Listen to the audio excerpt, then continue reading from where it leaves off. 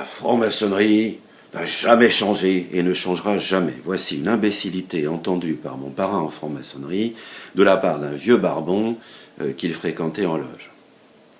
C'est tellement atterrant qu'on en reste muet, dire. Et pourtant, on s'aperçoit que l'immense majorité des maçons d'expérience, sans dire qu'ils y croient, ils font comme si c'était le cas. Ils font comme si c'était le cas. C'est-à-dire que,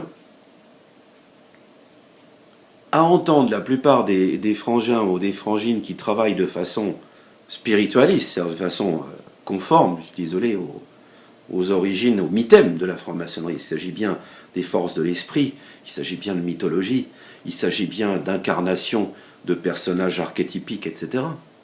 Pour ceux qui travaillent, j'allais dire, de façon tout à fait conforme à cette vision primordiale, et qui, elle, est absolument invariante, donc qui relève du mythème, eh bien, on s'aperçoit qu'ils n'ont pas compris non plus qu'ils ne sont pas une inception permanente du divin dans la façon dont ils travaillent. Chaque frère que je rencontre, qui a souvent beaucoup d'années de maçonnerie, finit toujours, à un moment donné, par me dire, il y a de très rares exceptions, mon rite est le plus ancien, mon rite est le plus authentique, mon rite est le plus pur, et forcément, par voie de conséquence, mon rite est le meilleur. Alors le plus ancien, déjà, s'apprête à rire, parce que pour qu'il soit ancien, faudrait-il encore qu'il n'ait jamais changé.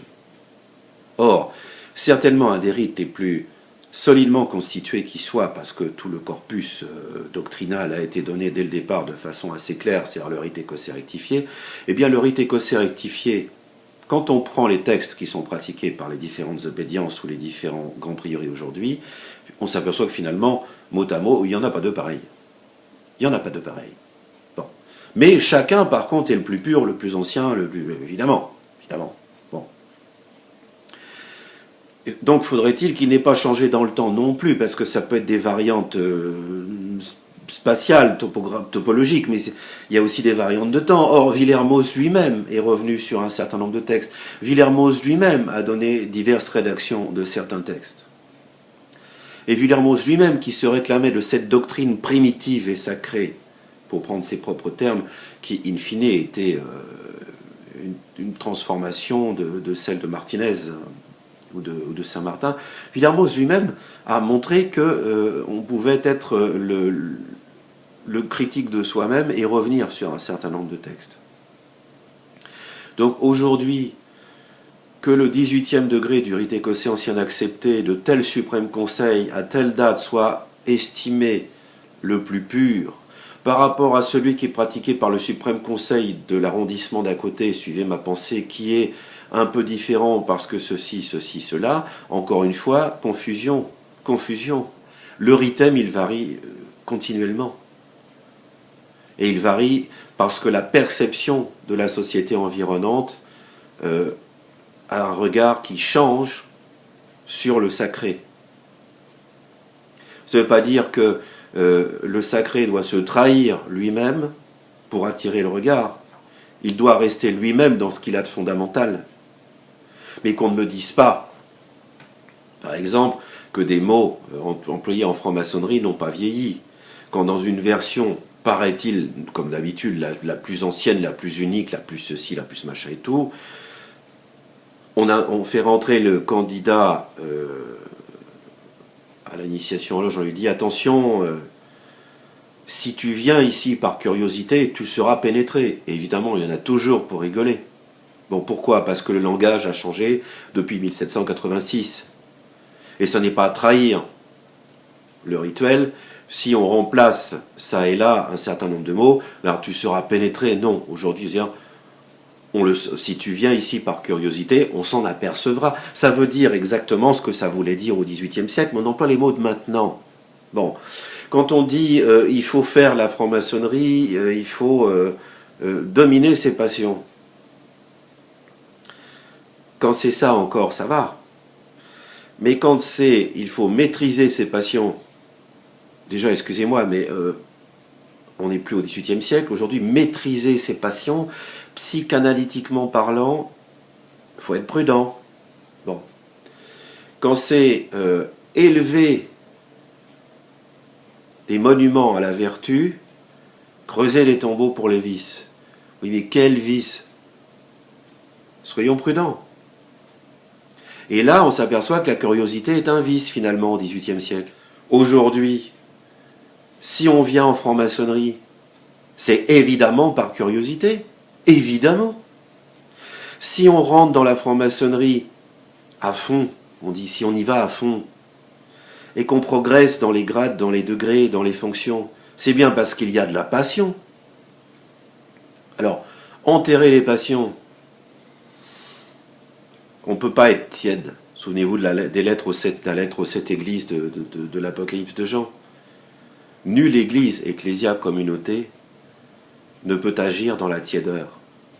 Évidemment, il faut de la passion, évidemment, il faut du feu, évidemment, il faut de la curiosité. C'est bien pour ça que, encore une fois, penser fixisme quand on pense spiritualité est une grave erreur.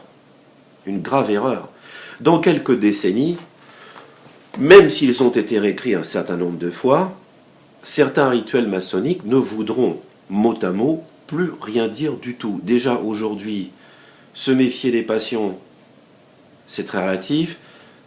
Abhorrer la curiosité est une ânerie, avec le sens qu'on donne à ces mots, bien sûr en 2015. Creuser les tombeaux aux vices. Quel vice?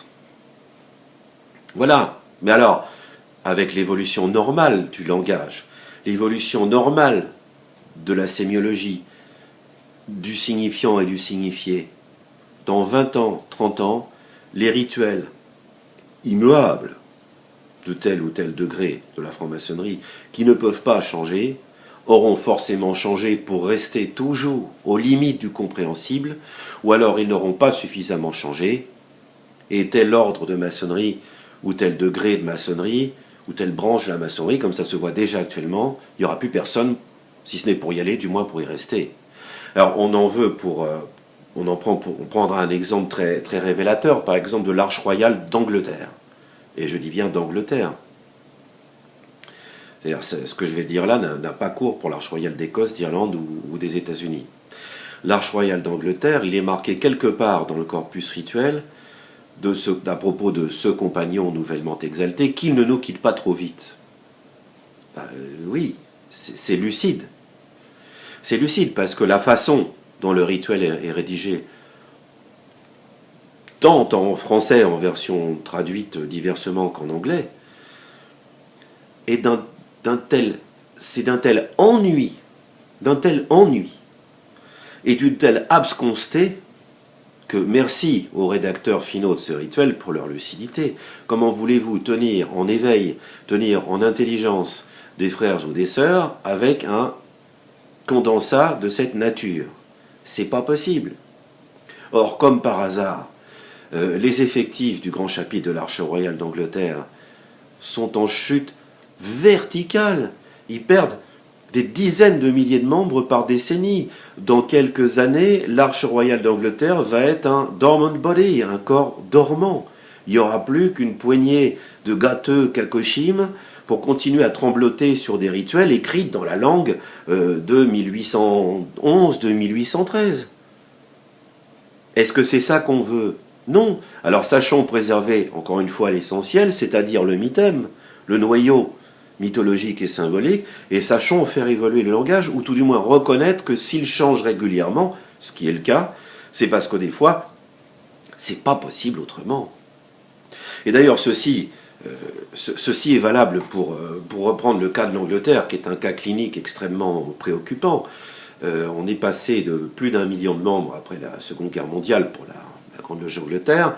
Aujourd'hui, vraisemblablement, en dépassant les 200 000, on pense que la Grande Loge d'Angleterre grossit artificiellement le nombre de ses membres vu la chute des effectifs depuis longtemps, il y aura bientôt plus personne là-dedans. Il faut être lucide.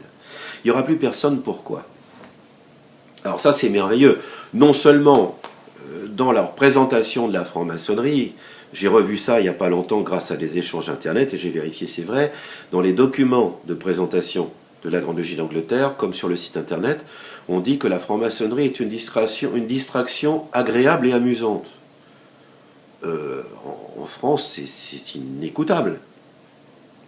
Et ce sont ces gens-là qui font la loi et qui dictent, qui font le dictat permanent de ce qui est maçonniquement juste ou pas dans le monde entier. Ces gens-là qui nous disent à nous, la franc-maçonnerie est une distraction amusante et distrayante, je ne sais pas trop quoi. Extraordinaire. Alors c'est amusant et c'est distrayant, ça permet de se faire des nouveaux copains, de créer des relations sociales quand on se sent un peu seul, c'est marqué dans les documents anglais. Seulement quand vous rentrez en loge, et que vous voyez des garçons d'une moyenne de 85 ans, qui sont probablement des gens charmants, répéter sempiternellement comme des perroquets un rituel auquel non seulement ils ne comprennent rien, mais par-dessus le marché auquel ils ne veulent rien comprendre, vous allez vite, si vous êtes un jeune Anglais qui rentre dans la vie active de 25 ans, vous allez très vite vous emmerder et vous n'allez pas rester. Pourquoi? Le mythème maçonnique, dans ce qu'on appelle improprement en France le rite émulation, il est impeccable. Il ne faut pas le toucher. C'est même probablement dans the so-called rite émulation qu'il y a la quintessence même du mythème maçonnique symbolique, et en ça c'est un trésor extraordinaire. Ce qui ne va pas, c'est que quand vous allez voir un vieux frère anglais, vous lui demandez qu'est-ce que ça symbolise. Si c'est dans le rituel, il vous récite la réponse. Si c'est pas donné dans le rituel ou dans le tuilage, il va vous faire dire que ça l'intéresse pas, que la philosophie n'est pas là pour ça. Faites l'expérience, vous verrez. D'ailleurs, ça marche aussi pas qu'en Angleterre, mais dans la plupart des pays anglo-saxons. Vous allez dire, oui, mais alors là, à tel moment, vous dites tel mot, alors que, par exemple, dans le pays d'à côté, à tel passage du rituel, on dit tel mot, pourquoi? Ils vont vous répondre poliment, qu'ils s'en fichent complètement, et qui ne sont pas là pour comprendre ce qu'ils font, mais, et je vous dis, encore une fois, des fois les réponses sont aussi nettes que ça, ils ne sont pas là pour comprendre ce qu'ils font. Ils sont là juste pour le faire. Et que le simple fait de perpétrer une tradition a un sens pour eux et leur donne de la force. Alors ceci, évidemment, n'est de moins en moins audible de la part d'une jeunesse, et j'estime faire encore partie des jeunes, qui, dans l'ensemble des sociétés occidentales dites riches, ont de plus en plus besoin de sens, et quand on répond par un rite émulation rabâché sans débriefing, on fait la même réponse que fait le curé en récitant le catéchisme, sans accepter un seul instant de s'adonner à la métaphysique ou à la philosophie. Les gens ne veulent pas rabâcher. Aujourd'hui, nous sommes passés à un stade de la société, un stade de la civilisation, qui fait que les gens ne veulent pas rabâcher, ils veulent comprendre, ils ne veulent pas écouter, ils veulent dialoguer. Ils ne veulent pas obéir, ils veulent participer.